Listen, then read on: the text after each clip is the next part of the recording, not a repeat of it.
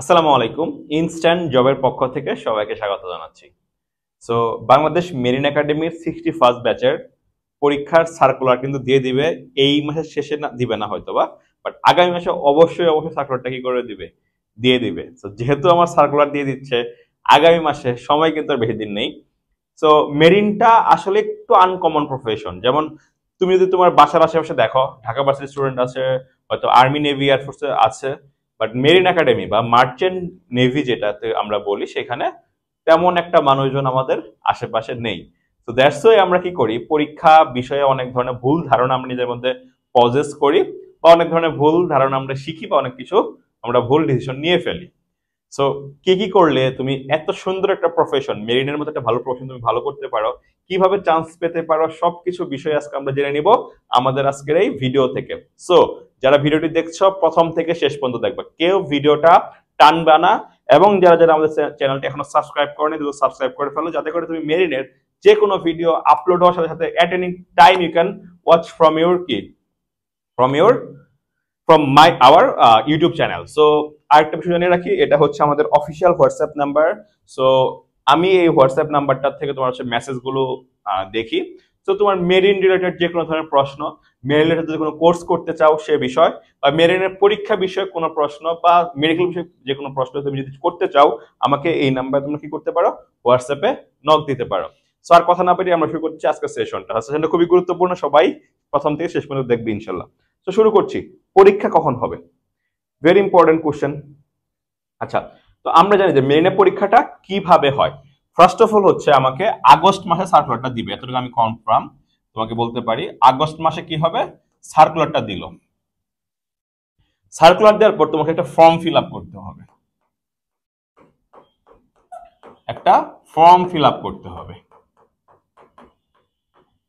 whenever you are fill upping your form, you have to be very very careful. কেন careful থাকতে হবে? কারণ এই ফর্মের উপর ডিপেন্ড করেই তোমার ভাইবা পরীক্ষাটা হবে। সো তুমি যদি ঠিকঠাক মতো ফর্ম ফিল আপ না করতে পারো, তাহলে কিন্তু কি করবা, তোমার একটা প্রবলেম হয়ে যাবে। সো অবশ্যই কি করো, be careful whenever you are fill upping your form. Best হয় কোন একটা এক্সপিরিয়েন্স কারো থেকে এই ফর্ম ফিল আপ সম্পর্কে ধারণা নিয়ে নেওয়া, বিকজ এই ফর্ম ফিল আপের উপর ডিপেন্ড করে তোমার ভাইবা পরীক্ষাতে অনেকটা মার্ক ডিপেন্ড করে। আমরা সবাই জানি মেরিনের 20 মার্ক ভাইবা, এবং এই 20 মার্ক তোমাকে মেরিনের ট্রান্সফার ক্ষেত্রে অনেকটা কি করে দিবে, ডিফারেন্স ক্রিয়েট করে দিতে পারে। সেকেন্ড, ফর্ম ফিল আপের পর হয়তো বা আমার হচ্ছে নভেম্বর বা ডিসেম্বরে তোমার কি হবে, নভেম্বর অথবা কি ডিসেম্বরে তোমার কি হবে, নভেম্বর বা ডিসেম্বরে তোমার কি হবে, রিটেন পরীক্ষাটা হবে। তো এই নভেম্বর বা ডিসেম্বরে তোমার যখন পরীক্ষাটা হবে, তো এই পরীক্ষাটা আমরা জানি যে রিটেন পরীক্ষা হয় 80 থেকে 80 মার্কের রিটেন পরীক্ষাটা হয়। এবং এই রিটেন পরীক্ষা তুমি ধরো তোমার পরীক্ষাটা, এক্সাম্পল আমি ডেট বলছি না, ধরো এক্সাম্পল তোমার পরীক্ষাটা হলো ধরো তোমার 6 ডিসেম্বর। 6 ডিসেম্বর যদি তোমার 6 ডিসেম্বর পরীক্ষাটা হয়, তাহলে তুমি 6 ডিসেম্বর রাতেই তোমার রিটেন রেজাল্টটা পেয়ে যাবা। রিটেন রেজাল্টটা তুমি 6 ডিসেম্বর কি করে যাচ্ছ, পেয়ে যাচ্ছ। তো রিটেন যখন তুমি রেজাল্টটা পেয়ে যাচ্ছ, রিটেন রেজাল্ট পাওয়ার পরই তোমাকে তোমাকে একটা দিবে, এখানে হয়তো 2500 বা যারা পাস করে রিটেনে সবারই মোটামুটি চলে আসে। আবার ভাই বোন জানে পাস করা খুব সহজ, পাস করা যথেষ্ট কঠিন, কারণ physics, math, Bangla, English, GK, so প্রত্যেকটা topic important except Bangla and English. Bangla অনেকের জন্য কঠিন, ইংলিশ অনেকের জন্য কঠিন, so every topic is very tough. So তুমি যখন রিটেনটা পাস করে ফেললে, তোমার যখন রিটেন রেজাল্টটা আসলো, then you are going for the most important thing. What's the most important thing? Then you are going for যে তোমাকে এরপর ডাকা হবে for the medical test। হয়তো বা এটা 15 থেকে 20 দিন পরে তোমাকে মেডিকেল এন্ড ফিজিক্যাল টেস্টে তোমাকে কি করা হবে, ডাকা হবে।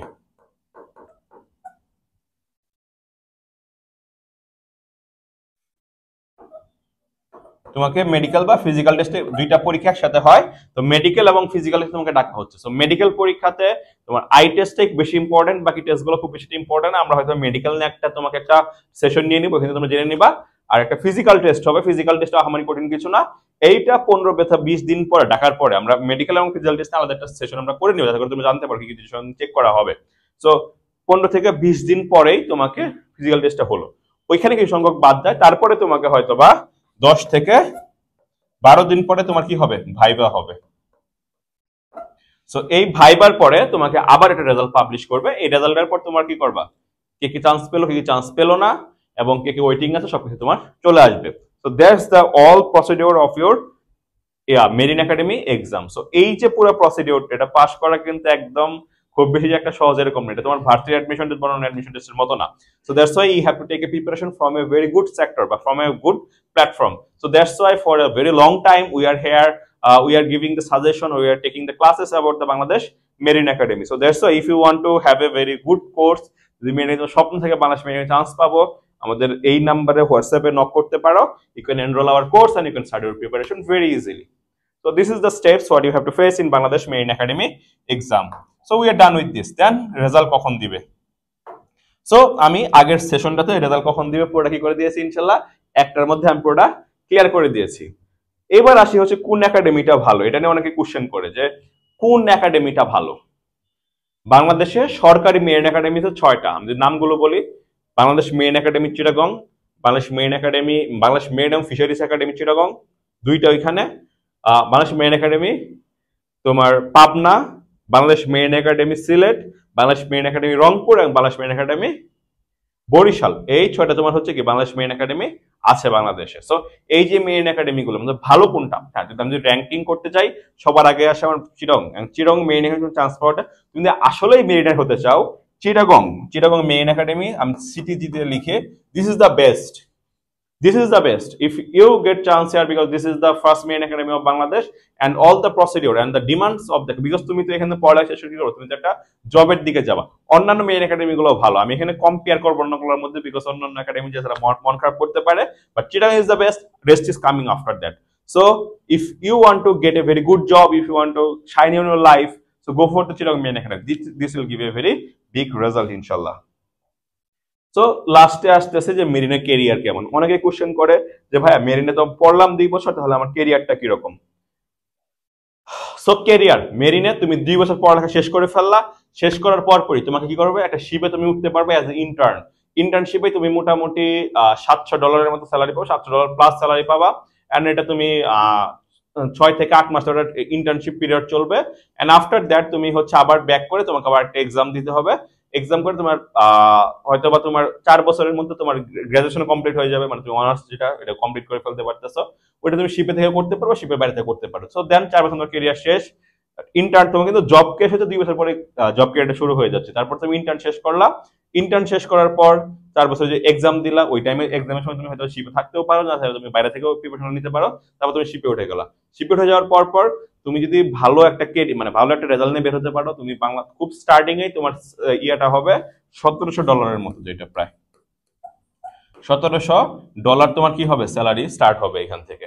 সো আস্তে আস্তে তুমি first officer, second officer, sorry ফার্স্টে তুমি, তারপর এখানে তুমি ফোর্থ অফিসার হিসেবে ক্যারিয়ার শুরু করবা। তারপর পরীক্ষা দিয়ে থার্ড অফিসার হবা, থার্ড অফিসার হওয়ার পর সেকেন্ড অফিসার হবা, তারপর কি ফার্স্ট অফিসার বা হচ্ছে ইঞ্জিনিয়ার বা চিফ অফিসার হবা। সো চিফ অফিসার হওয়ার পর তারপর তোমার মানে গ্রাজুয়েট তোমার স্যালারি বাড়তে থাকবে। So it's a very good profession. এটা যেটা আমি যদি বলি যে তোমার হচ্ছে এটা খুব সহজেই একটা ভালো ক্যারিয়ার দিয়ে তোমাকে নিয়ে যেতে পারে Bangladesh marine academy. So if you want to achieve this career, বাংলাদেশের যে পার্সপেক্টিভ, বাংলাদেশের পার্সপেক্টিভে অন্যান্য ভার্সিটিতে চান্স পাওয়া অনেক কঠিন, এইসব পার্সপেক্টিভে marine academy is giving a very good opportunity for you. So if you want to snatch that opportunity, so obviously you have to go through a very good mentorship, and for that mentorship don't forget to message us in this WhatsApp number so that you can have a very good result in your Bangladesh Marine Academy examination. So thanks for today. So we are watching you in the next class. Hopefully we will have a good session in the next class. Thank you.